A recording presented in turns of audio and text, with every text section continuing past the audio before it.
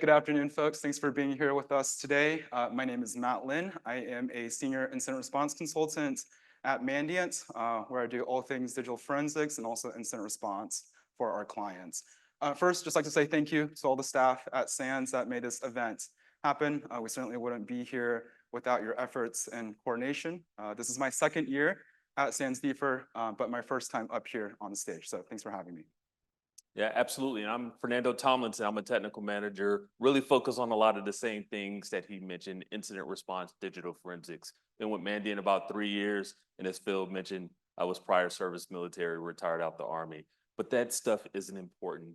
That's not what you're here to listen to. So let's get into the real stuff. All right. So before we really get deep into this, these case studies that we're going to talk about, they're drawn from our experiences and our exposure, and none of them are specific to a client or a subset of clients. In fact, some of the stuff we redacted, obscured, just so it doesn't point to a particular client, because the client isn't important.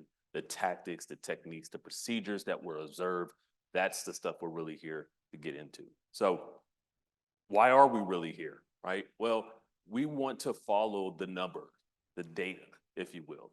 And Mandiant produces an annual report called M-Trends.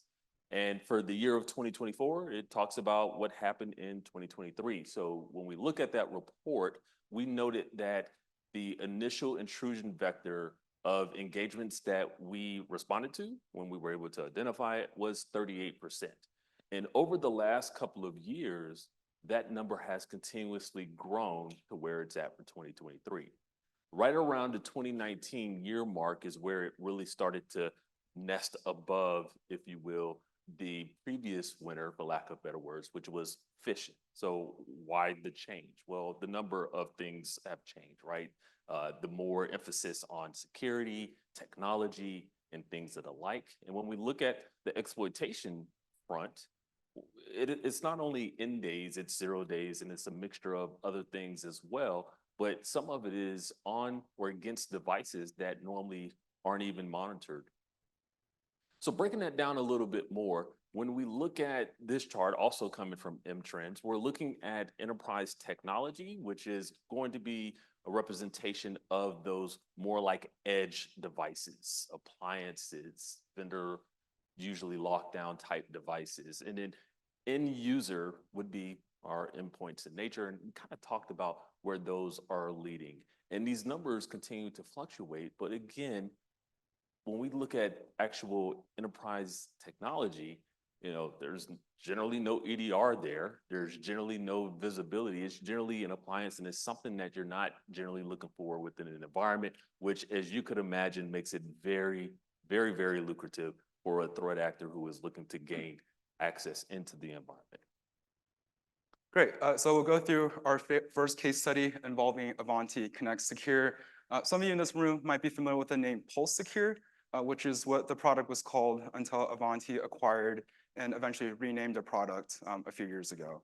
So we identified the earliest evidence of zero-day exploitation with these two CVEs that you see on the slide here today, as early as December 3rd of 2023 by a group we are tracking as UNC5221, who we assess with high confidence is a China Nexus espionage actor that performs espionage operations on behalf of the PRC, or the People's Republic of China. And the initial wave of zero-day exploitation consisted of two separate vulnerabilities that could be chained together in a single post request. And successful exploitation would result in unauthenticated OS command execution as root on a vulnerable appliance. And at the time that the vulnerabilities were discovered and identified, they affected every supported version of the appliance, both virtual and physical. And so on the next slide, a quick overview of the two CVEs. So on the left there, you'll see CV 2023 46805. This is an authentication bypass vulnerability in the web server components of the appliance. And it's due to how the web server routes incoming HTTP requests. And this effectively allowed for an unauthenticated user, that is anybody on the internet that can reach the appliance, to access and interact with APIs that are typically only accessible post-authentication. And so this vulnerability revealed some API endpoints that were vulnerable to CV 2024 21887, which is what you see on the right side there. This consisted of a series of command injection vulnerabilities and a number of different API endpoints by which a crafted request, either post or get, but mostly post, would result in OS command execution as root. So you combine the two and you get unauth RCE. And throughout the month of December, we identified a limited number of victims in finance, professional services, and nonprofits, and others, as Ivanti worked to discover root cause of the vulnerabilities, develop a patch, and prepare for the disclosure of the activity as well. So on the next slide, when we talk about PRC actors or espionage actors in general, one thing that I think is always really interesting to look at is stealth and evasion and how they're getting around detection capabilities. So a bit of backstory, back in spring of 2021, when the product was still known as Post-Secure, Ivanti released the Integrity Checker tool, or the ICT. And this was in response to some in the wild exploitation activity that consisted of a number of end-day vulnerabilities that were previously already known about and patches were available for, but also a net new 0-day at the time as well. So alongside the disclosure of the activity, Ivanti released the ICT. And at its essence, it's a Python-based tool that you can think of as a file integrity monitor and it checks files on the file system against a list of known files called the manifest. And the manifest is very simple. It's simply a list of all the file paths that should exist on the system and the expected SHA-256 hash of the file that lives on that path. So it can detect if one, new files are being created on the file system that otherwise shouldn't be there, or two, existing system files are being modified that otherwise should not be changing. And in addition, this manifest file, it is digitally signed just to ensure that there is some level of authenticity or integrity to that manifest. And on the right there, you can see the emergency directive from CISA on April 2021, instructing that all agencies using the product should run the Integrity Checker tool. And if the tool reports evil, that is, it finds a hash mismatch or any new files, they should take action and likely begin incident response procedures as well. And there are two versions of the ICT. The first one is internal, and by default is configured to run every 2 hours. And this does come shipped with modern versions of the appliance. And there's also the external version of the ICT. This is run manually or otherwise on demand, if you will. But it does require a reboot of the appliance. So there are some considerations for things like availability for the user. And you might be wondering, why do we need two versions of the ICT? And the challenge really comes down to is, can you trust a compromised appliance to tell you that it's not compromised? So Ivanti, realizing this and seeing examples in the wild of threat actors trying to modify the internal ICT, they released the external ICT. And this is something that you can download from the Ivanti website. You can upload it to your appliance. And it's self-contained with its own code packages and also its own manifest. And overall, it's designed to be a little bit more resistant to tampering. And so next slide. And we observed a number of ways that actors were able to evade the ICT or attempted to. But one of the earliest examples that we saw from UNC 5221 is this technique used to re-sign the manifest. And so we see the threat actor get on the box, they drop some malware, some web shells, backdoors. We even see them modifying existing system files for things like persistence. And after they do this, they would go ahead and modify the manifest by either one, appending the path and the hash of any malware that they dropped on the system, or in the case of them modifying existing files, they would simply just recalculate that hash for the file that lives at that location. And at this point, because they have modified the manifest, the hash of that manifest is also going to change. And because the hash has changed, the digital signature of that manifest is no longer going to be valid. And at this point, if the ICT tries to run a scan, it's going to exit early, and it's going to generate a bunch of angry-looking log events telling you that something has gone wrong and that the manifest is bad. And whether or not someone is looking at those logs and doing something about it, different issue altogether.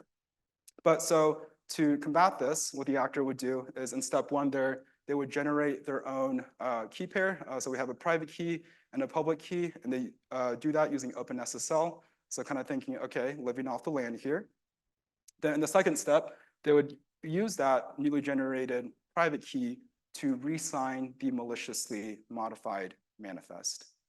And after they do this, they would rename, and place all the files where they should go to keep the system and also the ICT scanner happy.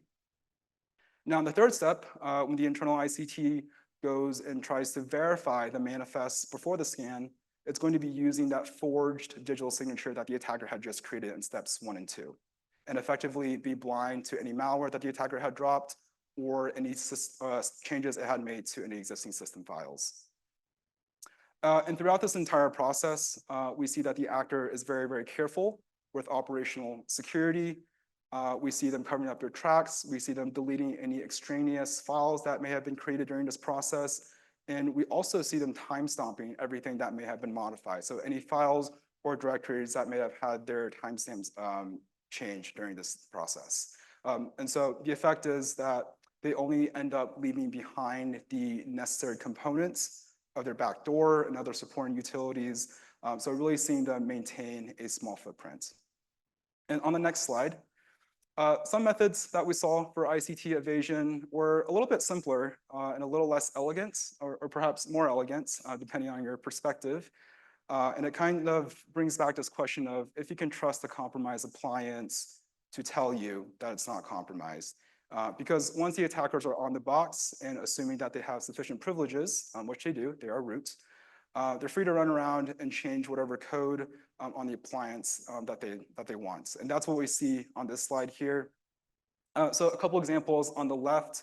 I think that's a little bit hard to see with the gray text and the black background, but the attacker simply comments out some lines of Python code associated with the ICT scanner, and that's where the run method is called on the scanner object. So effectively preventing execution from happening entirely. And on the right there, another example identified and reported on by Velexity and their blog series on Connect Secure exploitation. And this is towards the end of the ICT scanning process. There's a method called dump stats that essentially calculates, okay, how many new files did the ICT find and how many mismatches did it find? And the attacker inserts some code here in the red box that basically says, nope, regardless of any new files and regardless of any mismatches the scanner found, we're going to override that. We're going to set it to 0, then return that back to the system, making it look like the ICT is always going to return a clean result, even if that's not necessarily a true or accurate representation of the system state. And on the next slide, so following the public disclosure of the 2 vulnerabilities on January 10th by Ivanti and others, we saw a sharp uptick in activity from the threat actor on 5221, really in just the hours following disclosure. And we've come to expect this in cases like these where the threat actor will suddenly pick up the frequency and the tempo of their operations as sort of a last-minute attempt to grab and affect as much as they can before organizations start patching their devices or otherwise take mitigating actions. And we saw a lot of interesting activity post-disclosure, but one of the ones that we saw from UNC 5221 is this method used to dump the running configuration and also the cache from the appliance. And they do this by making use of an existing tool that lives on the appliance called DSLS. And this lives on the appliance. It's there by default. So again, kind of thinking about living off the land.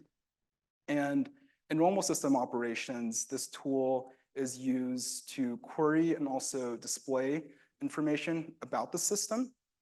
And it has logic built in to automatically redact any information that it deems as sensitive. And the attacker, of course, wanting access to that sensitive information and the engagements and appliances that we were looking at, we recovered this Python script that you see on the top right there that is used to patch and modify the behavior of the DSLS binary. And at a high level, what it's doing is it's opening that file, so home bin DSLS, and it's looking for a specific function within the binary that is responsible for performing that redaction.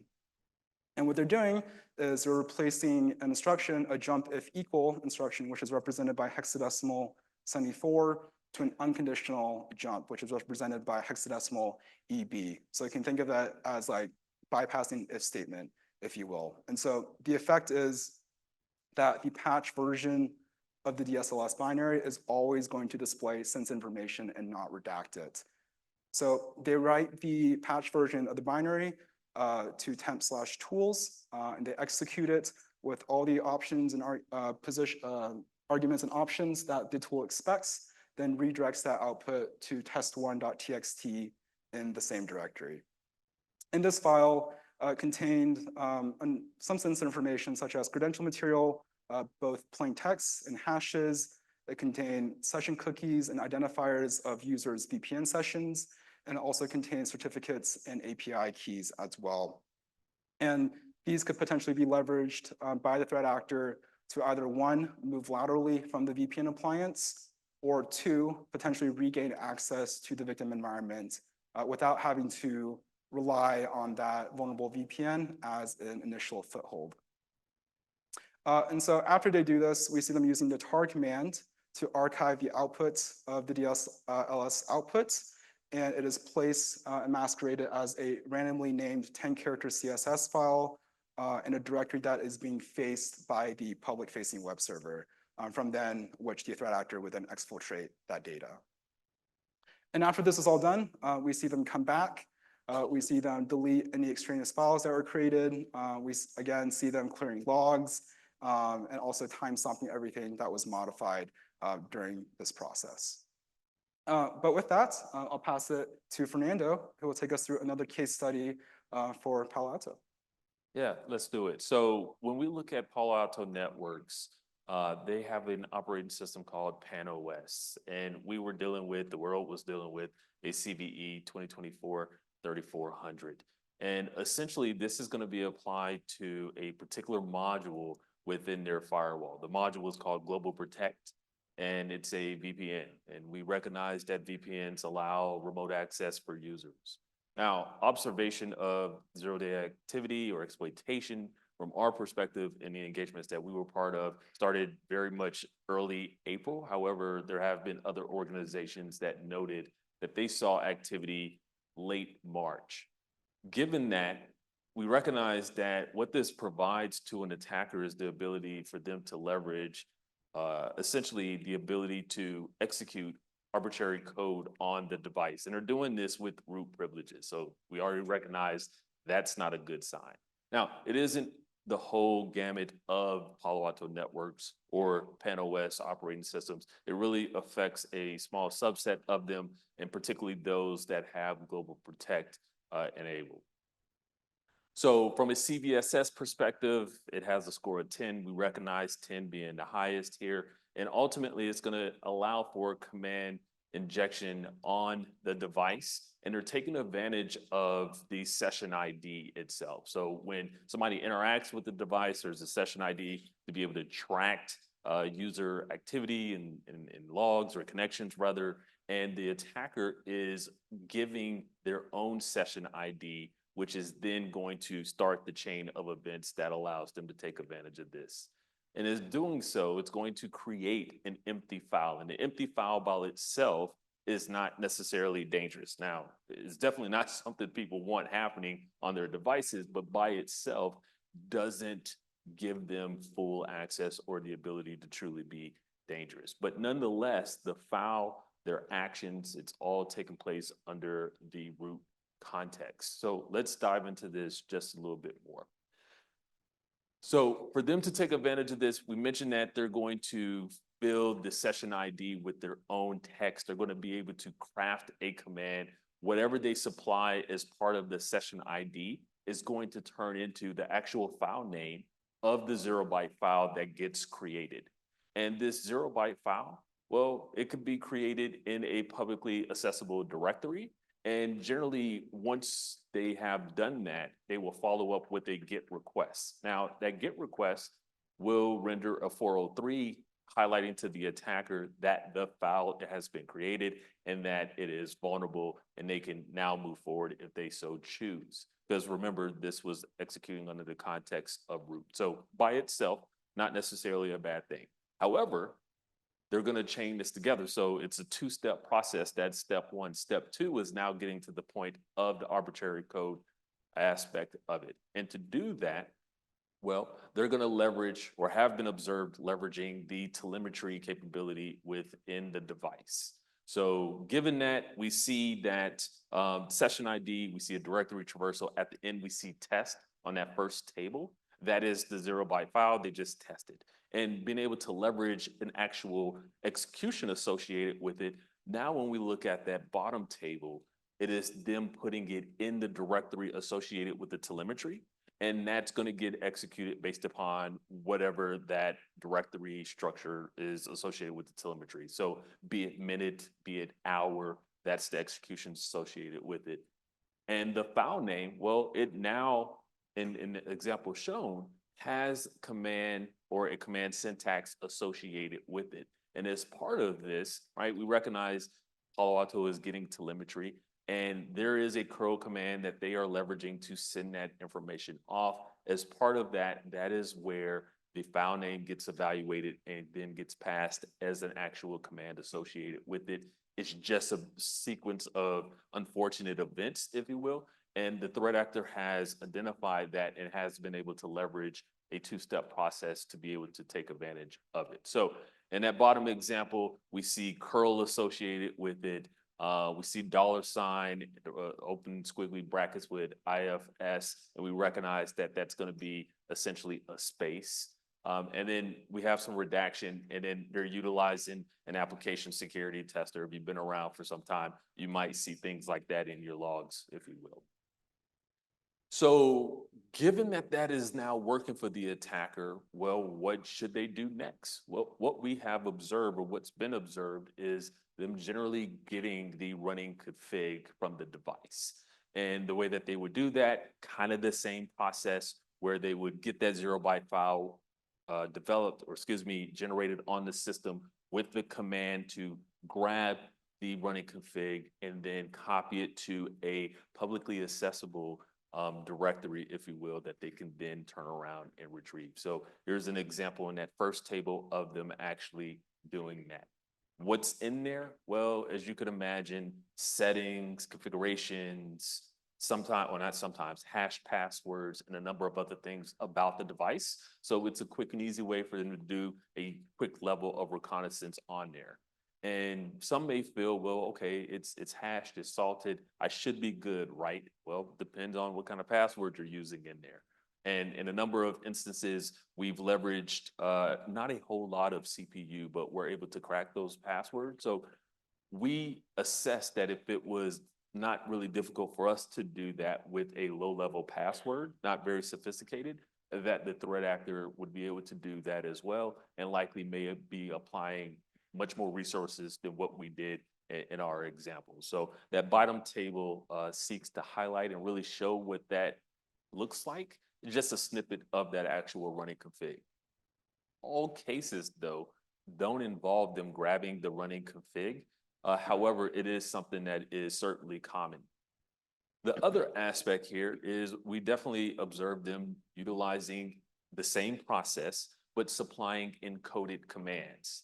So it could be base 64, and in that example, we're seeing even with the redaction that an encoded command was supplied, is passed to base 64 decode, and then it's then passed over to bash for actual execution. Just a extra level of activity to reduce our ability to move faster as forensicators.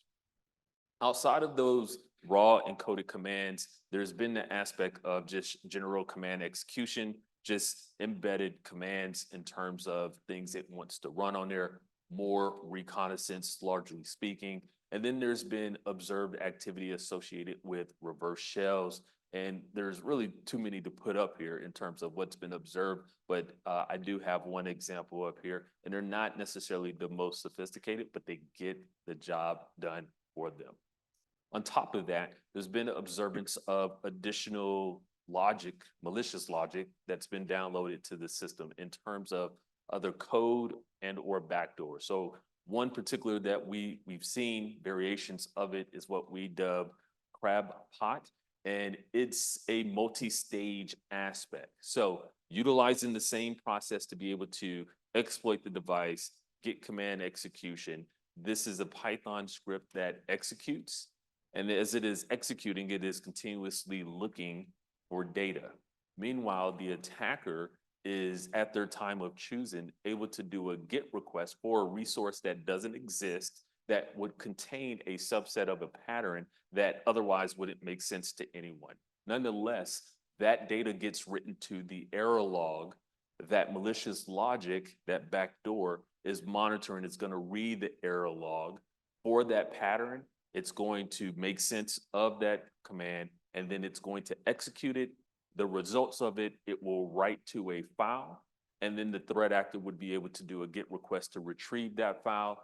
And then 15 seconds or so afterwards, it would essentially do a regex in the error log to have it removed. And then it will also do something very similar in terms of the staging of the output of that file.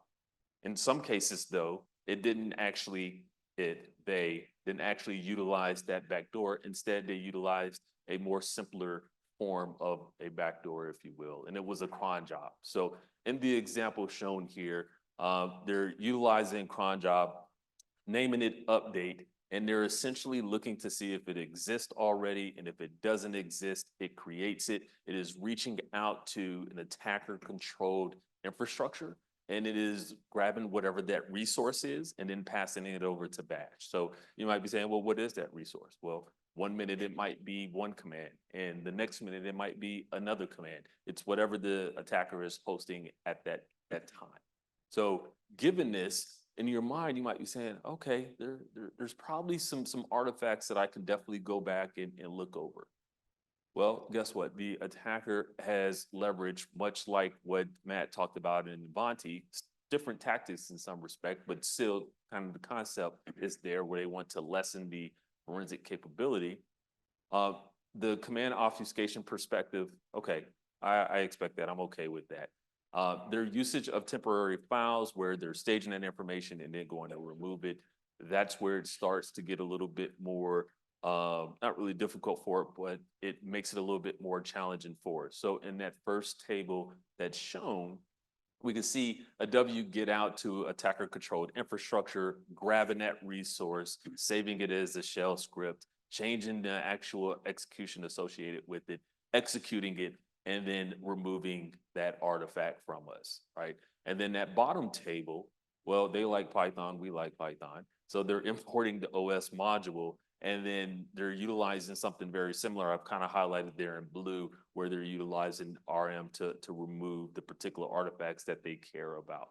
So we may go in there, we've seen this a number of times, where there may be a log file that depicts something malicious had taken place, or definitely things that we would want to go deeper on, but the artifact may not exist. And now we're looking to utilize more traditional forensics tools, capabilities, and carving that information out where applicable. So the attacker not only has taken care to prepare the two-step process to gain access, get command execution, but they've also put some care and attention into minimizing artifacts that are on the appliance and still resident on the appliance. Now, I mentioned earlier that they have been observed, at least with us, utilizing telemetry service because, you know, Palo Alto is getting those logs, and it was thought, well, I'll just disable them. We haven't had any case that I recall where there was other methods in which an attacker could leverage the two-step process outside of the telemetry capability. However, I believe another firm has noted theoretically it could be done. However, again, we haven't noticed that to be the case. Cool. All right, so what can you do and how do you prepare? First, definitely stay informed with the latest threats, the latest vulnerabilities, and the evolving tactics of threat actors. If there's one thing constant in this industry, as we all know, it's going to be change. And this is especially true if you know that your organization is at risk or of particular interest for certain types of threat actors. And second is to increase logging on and around edge devices and these types of appliances as much as you can. Definitely take advantage of any security features or capabilities that the vendor has baked into the product for you. One challenge that we recognize oftentimes with edge devices is that the platforms that they're running on are often proprietary or locked down in some way, and your access to the device might be limited to, say, a web UI, a web console, or some sort of limited shell or console access. So if you wanted to get in there and install your favorite EDR or your favorite log forwarding agent, probably unlikely. It's probably not going to happen. And even taking a forensic image of the device might be difficult or impossible in some cases, especially without direct support and help from the vendor themselves. So definitely take advantage of those features. And if you can, get those logs off the appliance, off those devices, forward them somewhere. These devices, appliances often have that capability built in. So forward them somewhere, get them centralized into one place so you can look at it. Third is patch management, and along that is asset management as well. I recognize that maybe it sounds a bit basic, but you can't protect what you don't know exists within your environment and in your network, and you can't certainly patch what you don't know exists or what version numbers they are. And as Fernando mentioned at the beginning of this talk, where in recent years we're seeing exploitation of vulnerabilities become the #1 intrusion vector that we're seeing across the investigations that we were hired to perform. And they're not always going to be 0 days, but most of them are going to be end-day vulnerabilities as well. So vulnerabilities that are known and patches exist. And so what we're also seeing is that defenders and organizations, we have less time to patch than ever before, where we're seeing the time between the initial disclosure of vulnerability to the time that we see initial in the wild exploitation, that time is generally decreasing. So having a good patch and asset management system and program is going to be really, really important. And last is just to be prepared. Be prepared for incident response. As incident responders and as practitioners, we want everybody to be prepared for incident response. And not just from a technical perspective, but also from an organizational perspective as well. Don't forget about the people side of things when preparing for incident response or even during an active incident. Know who to talk to, know who to get involved, and figuring out those things ahead of time will make your life so much easier when the time comes. And on the next slide, some additional resources. Feel free to take a picture of this slide if you're interested in reading more.